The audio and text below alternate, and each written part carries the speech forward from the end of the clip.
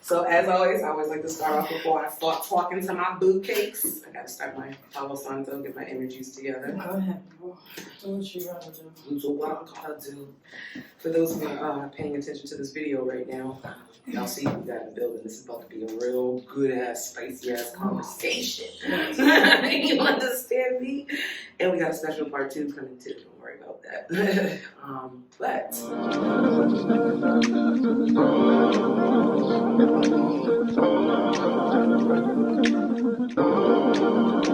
Let's get naked. Like the juice to do, like the juice to do. Don't stop, go, baby, me and you, baby, me and you. Let's get naked. Let's get naked. hello, family, and thank y'all for tuning in to another episode of Lez Get Naked with MzMo. Y'all see. For those who can't see and listening to this podcast, I have.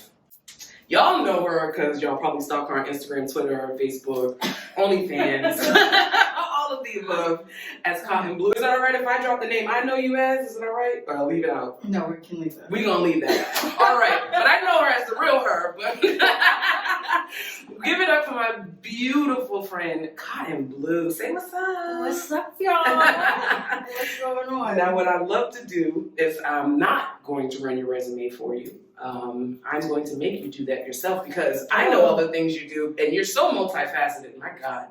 Like, my God. But if you could let everybody else know, run your resume for the So my resume is, I am, very long resume. So She's got a lot, I guys. She's got a lot. am an award-winning hairstylist. I've been a hairstylist in Boston for the last 17 years. Mm-hmm. I am also an herbalist as well, and I also create products. I'm a mom, full-time, and damn near a professional chef. I didn't know that's right. Wait a minute, I didn't know that part. Never. We gotta get a meal. I'm sorry, go ahead. Beyond that, I am also an urban model and a retiring dancer. Retiring. Yes, ma'am, it's time. I get it, but the set is so crazy. She was so good at what you do. It's time. All right, I get it. We all gotta grow up and stuff and evolve. I get it. But aside from running your resume, I always like to tell people why I brought you onto the show. I think based on your resume, it's pretty obvious. I'm a person that 100% supports women doing whatever lane feels good for them. Specifically, the taboo topic, of course, is the adult world, where you do your OnlyFans work, and even dancing as well. I wanted to dive more into your experience in that, and of course, we're going to expand out into expose it all. Of course, we're going to expand out into the other facets of who you are. Right. But I got some questions about that side of the world. I got some questions. What questions?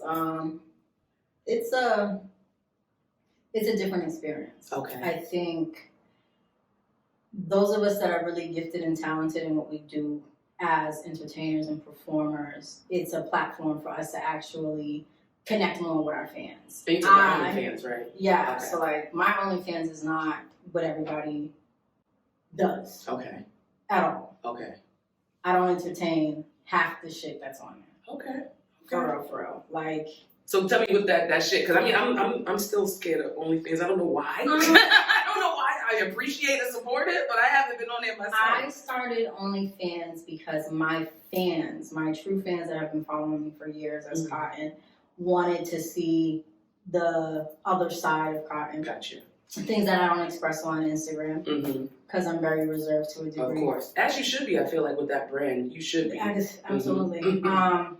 So they get the behind the scenes footage. They get what's being produced behind the scenes on photo shoots, music videos, things like that. And they do get to fully interact with me, have conversations with me, things like that. Yeah. But other than that, like, there were moments where I probably had some moments of putting things out and immediately change that whole perspective of what I wanted to show, because I don't have to follow the trend. You don't? I don't. I've always been able to sufficiently make money as who I am. Okay. So, and when I really genuinely started that, it was more for a class. Like my OnlyFans is more of a class. It's really the art of sex. It's the art of sexuality. Being comfortable within yourself and in your own skin and being able to express that and help others express that within themselves behind closed doors. That's a wave all in itself. I'm about to sign up for your OnlyFans on that because I'm honestly tipping into that part of my life where I'm like fully blooming and flourishing into, trying to find that sexual side. I've always been the goofy one, the funny guy, but I'm grown out here. I'm trying to tap in. Has that, je ne sais quoi, but it's how you deliver it. Exactly. You know what I mean? Like I follow a few people on OnlyFans and it's just in comparison of what everybody else is doing, and I feel like a lot of people have sold their soul for the paycheck. It was beneficial when it was beneficial. I really don't fuck with it as much. Okay. I mean, during the pandemic, that was prime time. I was on unemployment. I'm still on unemployment. Better get that. So it was really like geared before pandemic. Gotcha. It had nothing to do with doing everything during the pandemic. Okay. Because I feel like for me, and tell me if my depiction is inaccurate, from watching like your Twitter and social media, it seemed like the production ramped up, so to speak. And maybe it's just me just now paying attention. The production more so ramped up in that time period because I was in a relationship.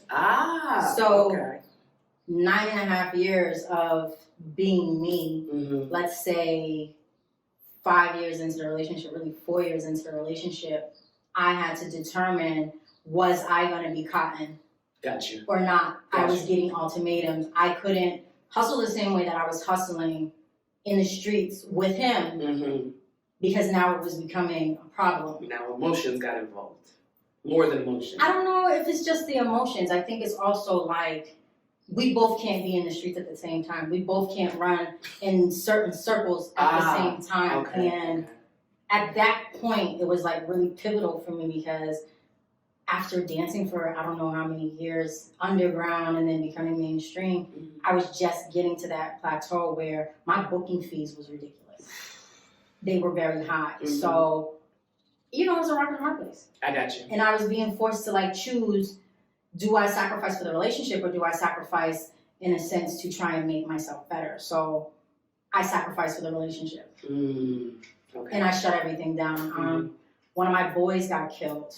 Okay. I'm sorry. And that was it. It shut it down. Yeah. Let me just take a moment because I know.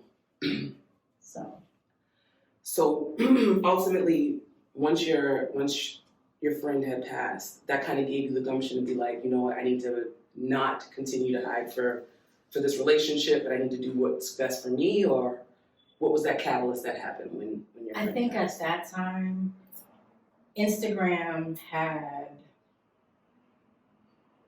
revved up to false depictions. Gotcha. Right? You post what you want to be seen, or you post a fictitious mindset of what you have going on in your mind. So your reality of what's being shown is not your reality in real life. That's real. And it was getting niggas killed. Okay. Literally, it was getting niggas killed left and right. So the one that hit home, I was like, and it's crazy because my ex wasn't on social media. And I had been on social media for a while.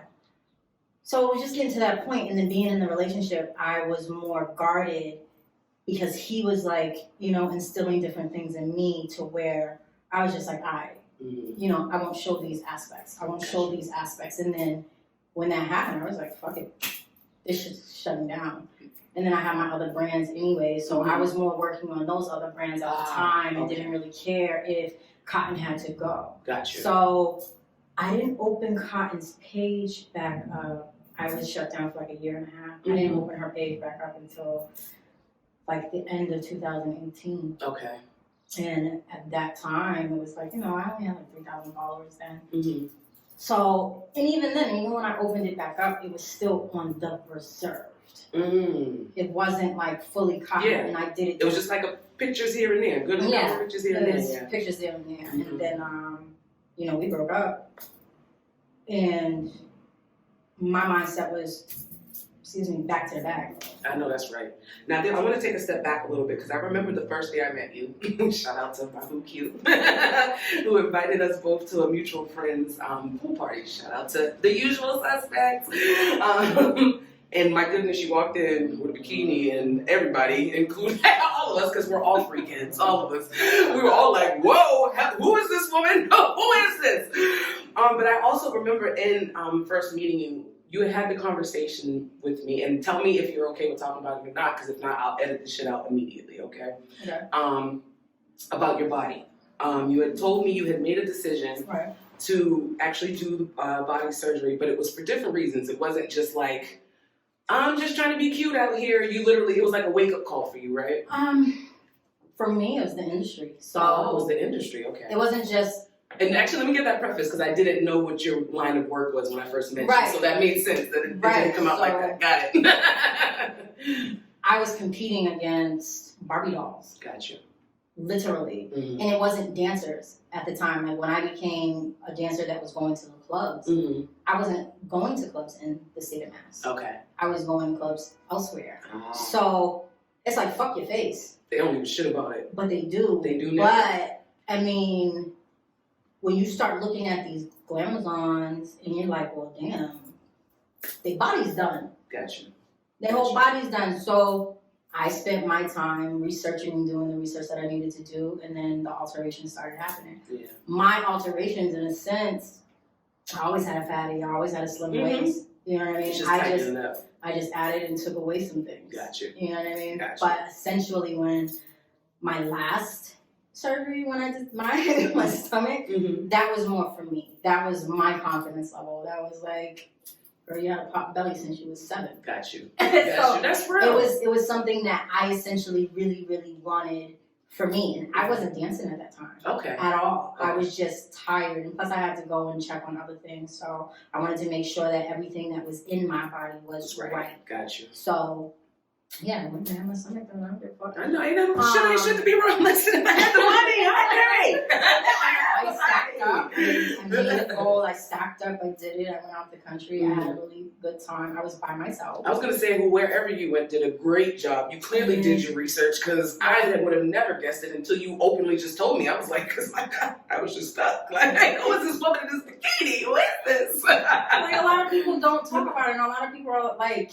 they act like what they have is God-given, and it's not God-given. And I think that's the piece that I feel like is the biggest stigma for me. I don't ever shame anybody that chooses to make alterations to themselves to feel better about it, but be honest about your story so that there's not people like myself thinking I can naturally attain a shape that might not be naturally available for me. You know what I'm saying? No, not the shapes of today. So I've always had hips. I was very hippie. I became more hippie after my son. So, like, I had my son at, 18 going on 19. Gotcha. I had hips, but when I mean my hips were, like, spread the fuck out. It was like, yo. It's like, people are always like, you don't remember what you looked like when you was 21? And I was like, no, I don't remember what I looked like. I tried that out. And my girlfriend sent me a picture of me in her kitchen with her and her daughter. And I was leaning on the counter. I was like, jeez. I was just like, whoa. It was like one of those moments. So, you have those moments where you forget what you actually looked like back then. And then now, you know what I mean? Like, I'm almost 40, so it's a whole... Come on. She just brushed past that like it was nothing. Can we just take a moment for the melanin magic that's radiating through the space right now? We got 2 women who are closer to 40 than they ever are going to be to 30. And I think we're giving a run to these 20-year-olds out here. You most certainly are. I'm out here trying to compete. But you most certainly are, okay? I don't do a lot. I don't do a lot of intake. So it's been a different journey. Now tell me your experience, because Jocelyn's Cabaret has been the new big thing, girl. Oh the new hot thing. I'm not going to act like it's not a guilty pleasure of mine. I love tuning in. I've watched it twice. Is that a what is the word I'm looking for? Dramatic or exaggerated depiction of how it is in the dancer's world? Yeah. Okay, it's exaggerated. Now, I mean, the cat fights between the dancers, That's those real. are real. Got it. Okay. You know, Got it. those are very much so real. How did you thrive in that type of, well, you're tough. She's a tough cookie, y'all. Listen. Don't let that angel face fool you. How did I thrive? Yeah. I mean, shit. I came into the game at 15. Oh, Underground. gotcha. I started off at underground parties, and I was always like infatuated in a sense with models and like urban models back then, and like video girls and shit. So like I was always like, oh my god, I just want to do this. I wanna, like, this is what I want to do. And at first, like, you know, I'm Muslim. Like my parents are Muslim, so I didn't even it ask that. wasn't. Holy crap! I didn't even know that. It wasn't a thing. You You know what I mean? It was never. It was a hidden secret. It was a hidden thing to do. You know? Gotcha. So I was going through a whole bunch of things at that time, but essentially when I started dancing, it was underground. And How was your welcome into the underground world as a 15-year-old? they didn't know I was 15. Oh, of course, they didn't know that. Of course. They didn't know I was 15. Uh-huh. And I danced with veterans at that time. Smart. I feel like if you're gonna get into any lane, I did. I You better danced get to the with best. I danced with veterans at that time, and that was like the first time I ever even like graced the stage in that sense. And then later on down the line, I was still like doing parties right here and there, like if they came about. But later down the line, I started dancing in clubs. and I mean, if y'all haven't seen this woman, I caught footage of this woman at a party, and I was like, oh, Cotton is about her business. You understand me? She's well worth whatever fee she is getting for her performance. My God, I was like, now mind you, I met her outside of Cotton, so I'm like, she's done my hair, we've been over here chilling, kiki, and she's in her sweatpants and t-shirt. Then I see the footage, and I'm like, oh. Yeah, it's a totally different person. Oh, It's a totally different person. Yeah. So yeah, once you transition from the underground world into the main stage, how was that? Nerve-wracking. How did they treat you on the main stage? The I guys. started off in white clubs. Yeah. Oh. And it was just a little different. So it was like kind of like hit or miss, to be honest. And then I had came back home and ran into a girl. Shout out to Miss Steve. And she met me at a nail salon. And she first of all, she asked me off rip. Now I was like low key doing parties and stuff like that, but I was back and forth from Connecticut. And you know, I was doing a lot, and it was just a lot. I went to hair school, blah blah blah. I had just had my son, so yeah, she was like, "You a dancer?" I was like, "Yeah, whatever."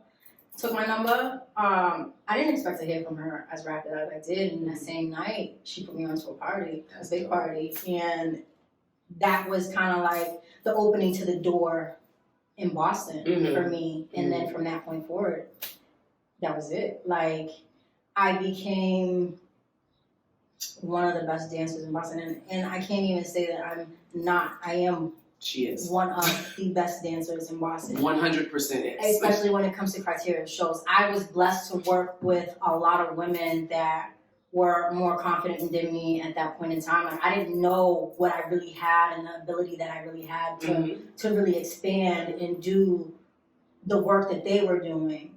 Because I was still, you know, I was low-key an amateur. Yeah, trying to figure it all out.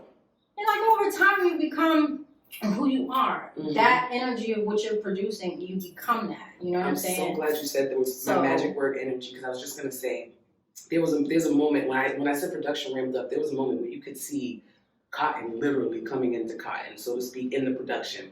There's this like boss ass energy that you have when you turn into Cotton that's like, it makes me hot as hell when I see it. that energy, I think that sells itself. Your body, of course, is beautiful to look at, but the energy that you give when you're doing what you do, it exudes out 100%. So I'm a fan. I appreciate it. I stalk on social media. I appreciate it. You know I gotta be a little creepy just every once in a while. You know I gotta be a little creepy. Now I'll get outside of the Cotton Blu world and kind of transition to who you are as a woman, right? You said award-winning hairstylist. Tell me that.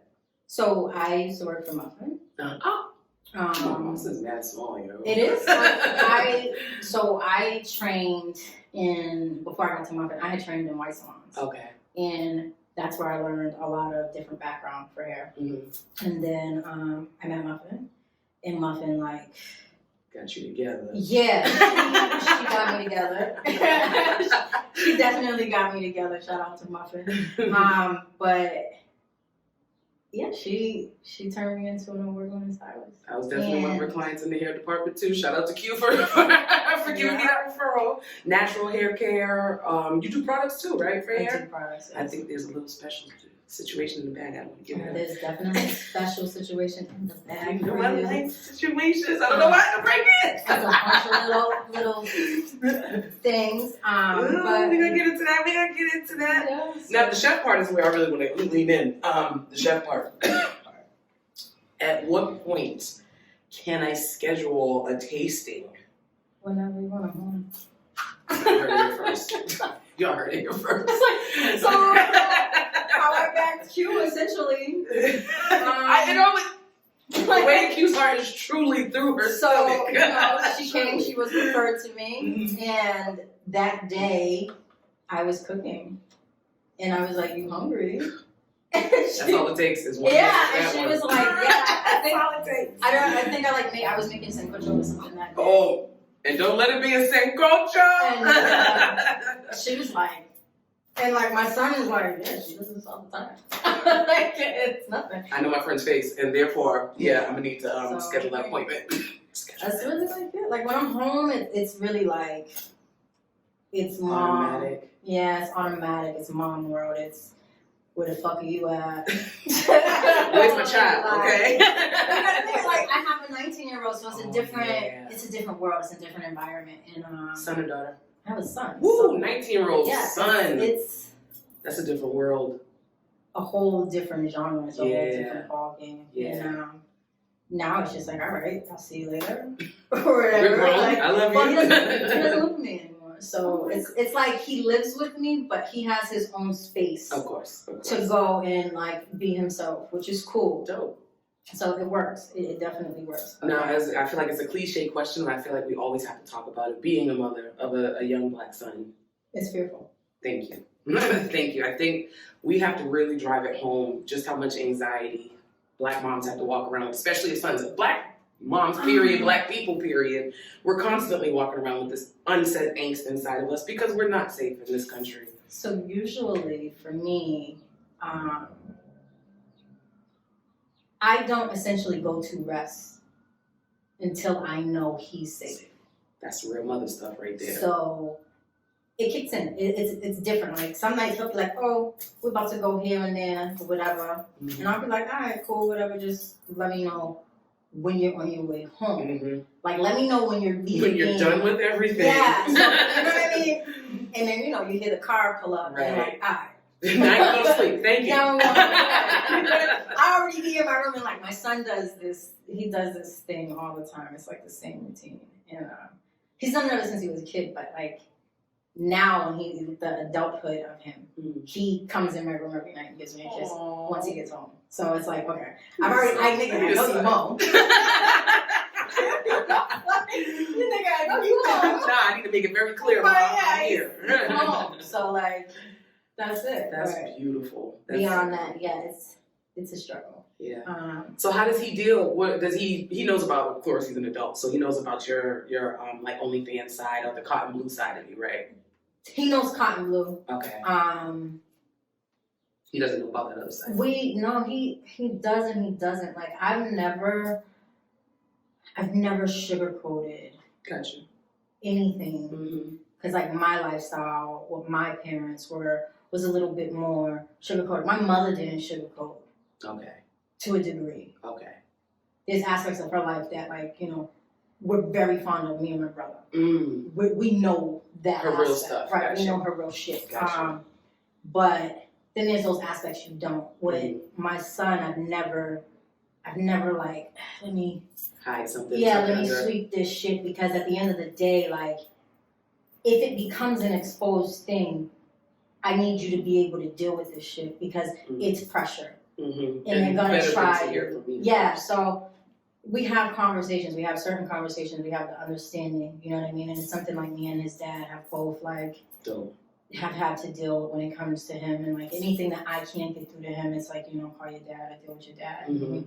You know, he'll have that because me and his dad are always on the same wave, and like he gets it. So it's not an easy ride. It is not an easy ride, especially when you have young men. Mhm. It's not, because you're still like, I still need you to be respectful. Exactly. I still need you to understand that, you know, this isn't reality. I'm your mom still, okay? Right. Like, it's not just me, because in general. at the end of the day, you have these men that are raised, and then they're raised in a way where they're unconditioned, they're unloved.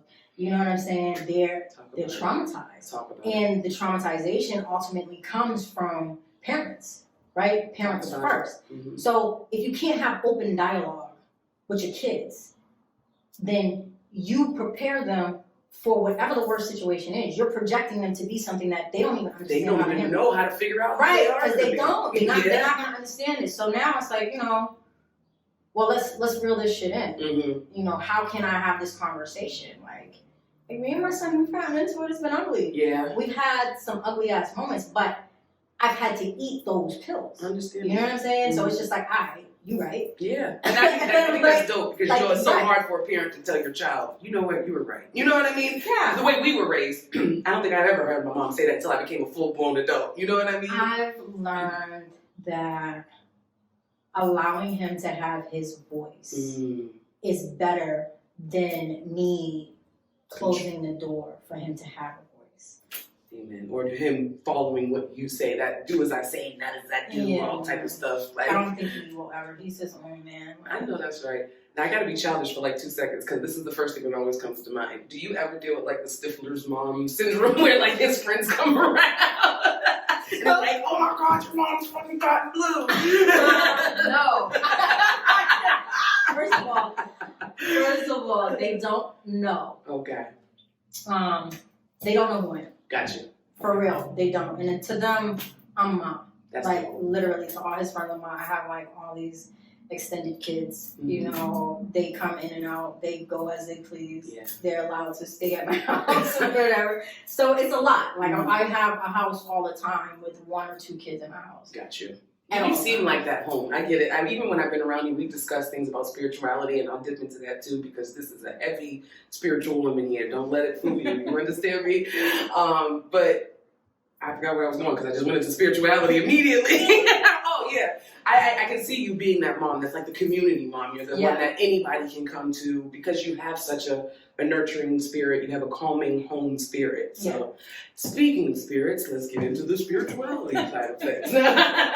Now, I'm such a novice. I'm a baby. I have my crystals and stuff, and I'm still trying to figure it all out. But I feel like anytime I talk to you, you hit me with like an overwhelming wealth of knowledge when it comes to the stones and the spirituality. I'm still learning it all, guys. I'm still learning it all, so forgive me if I don't even use the correct terminology these days. But I do know that there is validity in practicing spirituality versus quote-unquote religion. So, yeah, it's 2 different genres. Yeah. Right? And when you're in spirituality and then you're practicing your religion, Mm-hmm. right? Mm-hmm. It's like they don't really coincide. They don't. Right? Because in all books, it's like, you know, in Islam we say it's haram. Mm-hmm. So it's like illegal. Mm-hmm. Gotcha. And it's not like, even though it's natural when it comes from the earth, like crystals and things like that and all that, it's considered paganism, witchcraft. It's like same thing you're Christians believe too. in a sense, you're practicing something that is not of God, right? You're giving your faith and all to, you know, dirt and rocks, right? Hearsay, because I feel like people who can I feel like intersection them understand that religion and spirituality are 2 totally different things. One kind of enhances the other. It So does. I look at, and tell me if I'm wrong for looking at it this way, because you are the guru in my eyes.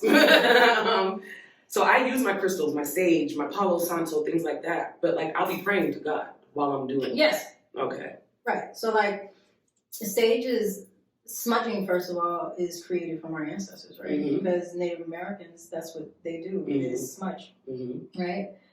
Now, other smudging factors of what some people do, like, those that are in the occult and things like that, that's a totally different aspect.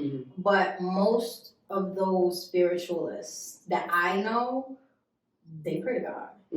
Okay. Right? Okay. They use scriptures to produce oils and things like that. Right?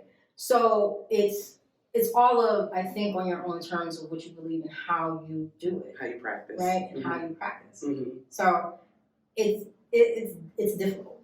So were you always kind of brought up to understand the spirituality side, or was there something that kind of introduced you to it? My relationship introduced me to that shit. Listen, relationships will bring out some shit in you. You understand me? It was dark. Yeah. I grew up Christian and Muslim. My grandmother is Christian. Okay. Right? So I know the Bible from my grandmother. I know aspects of being Christian from my grandmother. My mother married my stepfather. My stepfather is Muslim. Gotcha. Right? So that was that aspect. And back then, being Muslim was like a force. Right? So you don't have an option on that. You don't have an option. So you're really not like into your religion or into your faith, because you're like, I'm being forced to do this shit. Yeah. I don't want to do this shit. This shit is not for me. Right? So you fall off the grid a little bit. You still pray to God and other, like, having those understandings that there is always a higher God and a higher being, because we don't wake up on our own, right? No. So you understand that concept, right? And then you're going off into the world.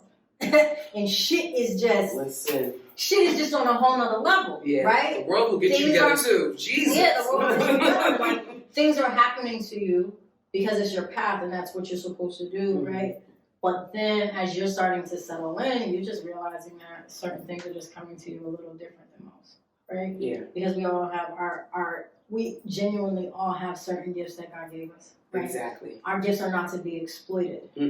Right? Our gifts are God-given, so we're supposed to use them to help others. Ooh. Right? Fully. Come on. Realistically, without needing your own gain from it. That aspect too. I mean, that should be the intent, I feel like. It should be the intent. And there are those that do it because that's what their birthright fully is. And then there are those that do it with the birthright, but for whatever the reasons are that they do it. Got you. Right? Got you. Naturally. So it is what it is. Coming into it, I think it was one too many traumatizing situations. And I had to get a grip on myself. Okay. So, you come on. I love it. It's not even on some weirdo shit. I love the transparency, and I appreciate you being vulnerable with me. So, thank you. It's a lot. Thank you. Thank you. But you go through shit, and life is crazy as hell. It just changes your whole aspect of who and what you are. Yeah. And there was a point where I fucking felt broken. I get it. Oh, you better know I know it. So, like, and you can attest, like, can I hold your hand? I don't want to be cheesy. Can I hold it? But it's just a moment. Like, there was a point where I fucking felt broken. I didn't know myself. I wasn't actively producing the quality of what I needed to produce, and I started to, in a sense, feel limited. Beyond it. So you're constantly evolving and you're constantly re-evolving into something else for someone else or, for other people. And it's not just the relationships. It's like, let me say, it's not just your platonic relationships as i.e. boyfriend, girlfriend, or girlfriend, boyfriend, or, girlfriend and girlfriend, whatever. It's not those. It's friendships, everything family, around you. Everything. So it had came a time and a point where I had just at points was getting too big in certain things, and I had to come down a lot, and then I had all this other shit going on personally, so I really had to like close doors with a lot of things, and the best thing I did was leaving, and really getting that time, like I lost everything, and I had to build myself up Back up. from the fucking bottom up. Say that again though, because a lot of people don't understand what that really Yeah, fucking like means. I really did. I fucking lost every fucking thing. Yeah. And it wasn't a fucking joke. Yeah. Yeah. It wasn't a joke. I had literally closed myself in a bubble, and I had to really pick myself back up. So that pickup, shit didn't really start picking up for me again until 2018. Wow. So like there was a moment where regular life was regular life, but then you have all this shit coming in. Piling on, and Right? I know. And you're like, yo, this shit can't be fucking real. Like, Yeah. this Can I get a break, please? Yeah, Somebody like, press you know, pause. Like, this chill. isn't real fucking life. Like, how the fuck can I manage to like pull myself out of this, right? Or why is this fucking happening? Why am I here? Yeah, why am I here? So then I started getting into meditation and like really getting into it, and that helped a lot. And that's when like a lot of the spirituality aspect started to really like kick in for me. And I'm so glad you tell that part of the story though, because I feel like people make light of spirituality and, you know, all those spiritual chicks, they got the best vagina or shit like that. And it's like, you don't know how many times I hear that when I pull out my stage and, oh, you one of those chicks? Like, what does that even mean? But it's just like, you're in tune. Yeah, exactly. There has to be some serious life shit that happens to you for you to get to a space where you literally you have no other choice but to dig within yourself to find that strength. Well, the only person that can fix your situation is you. Is you, exactly. Right? You can't blame everyone Everybody. else, like the failed relationships, things like that. You have to literally sit yourself down Exactly. and then look. And it takes a lot for humans naturally to even get to the space where they're ready to sit down and look. There's a lot of people that aren't, and I've dealt with it.